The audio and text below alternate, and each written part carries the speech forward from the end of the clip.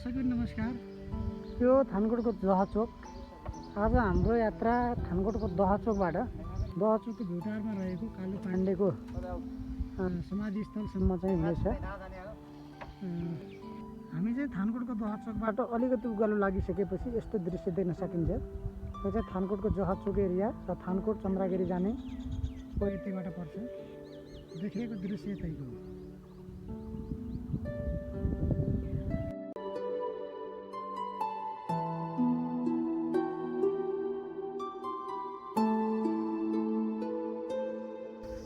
तल पार्किङ गरेर अनि यहाँ चाहिँ हामी यो माथि नाङ्गे डाँडामा चाहिँ पैसालु खान लागिरहेका छौँ।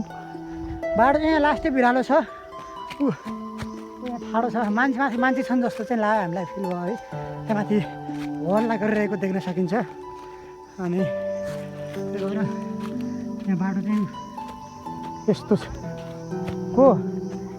ए बाटो यस्तो पुरै स्याउला जङ्गल छ। काठमाडौँमा पनि तपाईँको दहचोकभन्दा अलि माथिपट्टि चाहिँ पैसालु खान पाइन्छ। यो ठाडो बाटोमा चाहिँ हामी यसरी बडो अप्ठ्यारो तरिकाले उ गरिरहेका छौँ।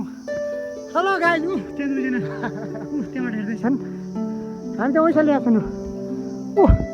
कस्ता रात भाइ तँलाई चाहिँ कस्ता रात हेर्नु। हामी चाहिँ पैसालुको बोर्डमा पुगिसकेका छौँ। हेर्नु कस्तो पाकेका यार। बिस्तारै है यहाँ ठाडो भिड छ। लड्यो भने फेरि सकिन्छ। हेर्नुहोस् काठमाडौँ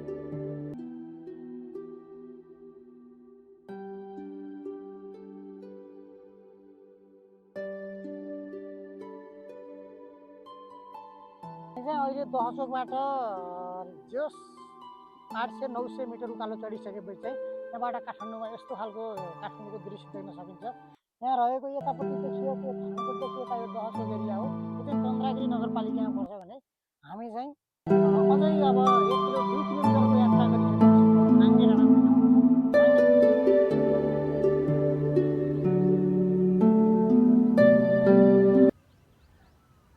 दृश्य तपाईँले मजाले देख्न सक्नुहुन्छ। त्यहाँ भ्यू टावर पनि बनेको छ। तपाईँले हामीले भ्यू टावरबाट पनि काठमाडौँको कलङ्कीभन्दा यता सटपट्टिको साइड चन्द्रागिरी नगरपालिकाको पुरै दृश्य हामी तपाईँलाई देखाउनेछौँ। दहचोकबाट अलि उकालो लागिसकेपछि काठमाडौँको यो मनमोहक दृश्य देख्न सकिन्छ। यसै गरी ढलान बाटो सकिएर हाम्रो कच्ची बाटोको यात्रा सुरु हुन्छ र बाटो हामीले कतै बिरायौँ कि भनेर त्यहाँ हिँडिरहेका केही स्थानीयहरूलाई हामीले बाटो सोध्यौँ। उहाँले यति बाटो हो भनेर भन्नुभयो। त्यसपछि हाम्रो यात्रा लगातार अगाडि बढिरह्यो।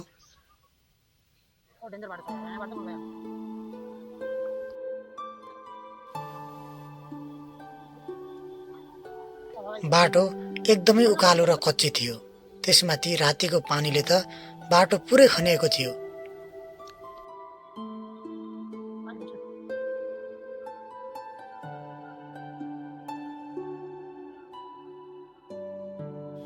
हेर्दै डर लाग्ने जङ्गल छ, तर यहाँ आइरहेको चराचुरुङ्गीको मिठो सुमधुर आवाजले मनलाई लोभ्याइरहेको थियो।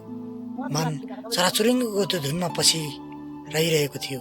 यतिकैमा हामी नाङ्गे डाँडा नजिकै पुग्यौँ।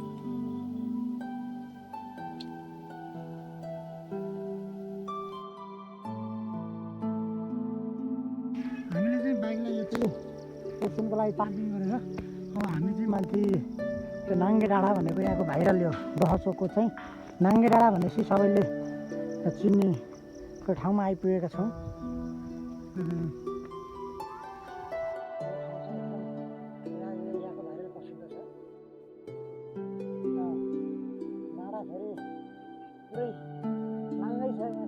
तलमाथि पुरै जङ्गल अनि डाँडामा चाहिँ पुरै नाङ्गे देखिन्छ। त्यो चाहिँ लभ डाँडा पनि भन्न सकिन्छ। यहाँ चाहिँ धेरै गोरीहरू चाहिँ आउने गरेको देखेका छौँ। हेर्दा अलौकिक अचम्म, कतै प्रकृतिले बनाएको यो नियम हो कि या प्रकृतिको संरचना। माथि टाकुरा, यता पनि जङ्गल उता पनि जङ्गल, बिचमा यो अचम्मको नाङ्गे परेको डाँडो। अर्थात् कुनै दैविक शक्तिले शक्तिपीठ खसेको ठाउँको पो हो कि अचम्म छ। त्यहाँबाट देखिने त्यो काठमाडौँको सुन्दर दृश्यले त कसको मन लुभ्याउँदैन र। आहा, काठमाडौँबाट पनि यति नजिक, यति छोटो समयमा पुग्न सक्ने यो नाङ्गे डाँडा आफैमा एउटा पर्यटकीय गन्तव्य रहेको छ। यहाँबाट देखिने चन्द्रगिरी हाइट र पारी धादिङ, गोर्खा, नुवाकोट लगायतका सम्पूर्ण ठाउँहरूले झन आनन्दित बनाउँछ गरेको त्यहाँका स्थानीयले बताउँछन्। र त्यहाँ घुम्न आउने पर्यटकहरूले यो सुन्दर ठाउँको अवलोकन गरेको र यस ठाउँको बारेमा चाहिँ धेरैले भिडियो बनाएको पनि जानकारी गराएका छन्। न त स्थानीय सरकारले यसको संरक्षण गरेको र न त कुनै पनि तरिकाहरूको सुविधा भने यस ठाउँमा रहेनछ। त्यहाँ एउटा डाँडो र त्यहाँ केही स्थानीयहरूले आफ्नो गुजारा चलाउनका लागि सानातिना पसलहरू राखिएको रहेछ।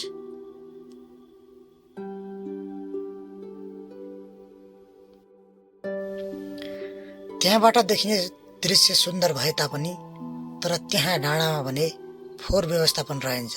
जताततै फोहोरका प्लास्टिकहरू फालिएको यो दृश्य देख्दा मनै रोयो। यस्तो फोहोर देख्दा कतै हामीले हाम्रो जिम्मेवारी भुलेको जस्तो मलाई अनुभूति भयो। जहाँ फोहोर गरिसकेपछि सफा गर्ने हामी नेपालीको बानी पटक्कै छैन। नाङ्गे डाँडाको अवलोकनपछि हाम्रो यात्रा कालु पाण्डेको समाधिस्थलतर्फ अगाडि बढ्यौँ। यात्रामा सहज भने थिएन, कच्ची बाटो छिचुल्दै हामी अगाडि बढिरहेका थियौँ। त्यसै क्रममा पसिना पानीले चाहिँ हामीलाई पछिरहेको थियो।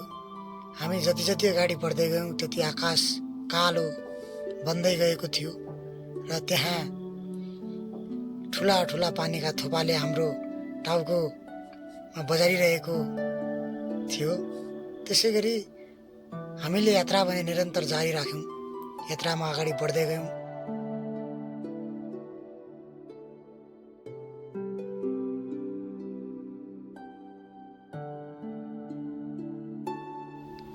असिना पानी एक्कासी आकाशबाट बर्सिन थाल्यो। त्यसपछि हामीले यात्रा गर्न असम्भव जस्तै भयो र हामी एउटा होटेलमा गएर विश्राम लियौँ। त्यति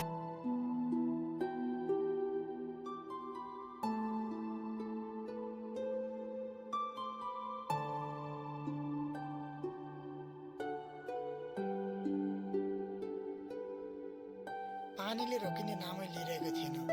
तर भने हामी त्यतै अड्क्यौँ। न माथि कालु पाण्डेको समाधिस्थलसम्म पुग्न सक्यौँ, नत्र भने घर नै आउन सक्यौँ। हामी दोधारमा पऱ्यौँ। केही छिन पानी अलिक कम भयो जस्तो भयो। हामीले खाजा खायौँ र खाजा खाइसकेपछि फेरि पानी झन्झन ठुलो पर्न थाल्यो।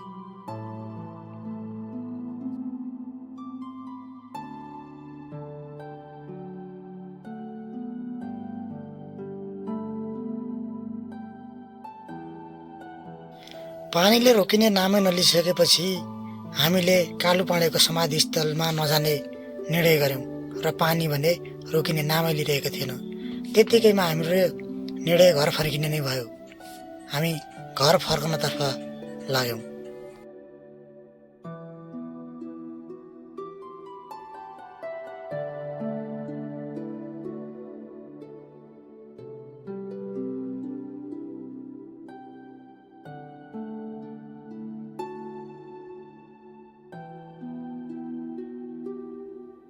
साथीहरू, आज हाम्रो चाहिँ कालु पाण्डेको समाधिस्थलसम्म पुग्ने यात्रा चाहिँ यतै पुगिएको छ। किनकि हामी यो दहचोकको सुवेदीपुरमा आइपुग्दाखेरि चाहिँ एकदम ठुलो पानी पऱ्यो।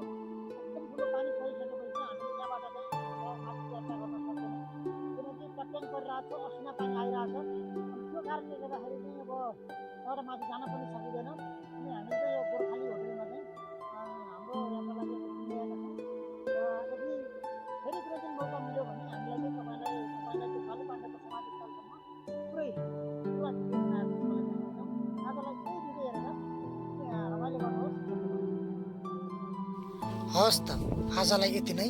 यस्तै भिडियो हेर्नका लागि अग्नि पाण्डे अफिसियल युट्युब च्यानललाई सब्सक्राइब गर्न नभुल्नुहोला र भिडियो कस्तो लाग्यो प्रतिक्रिया दिन नभुल्नुहोला। धन्यवाद।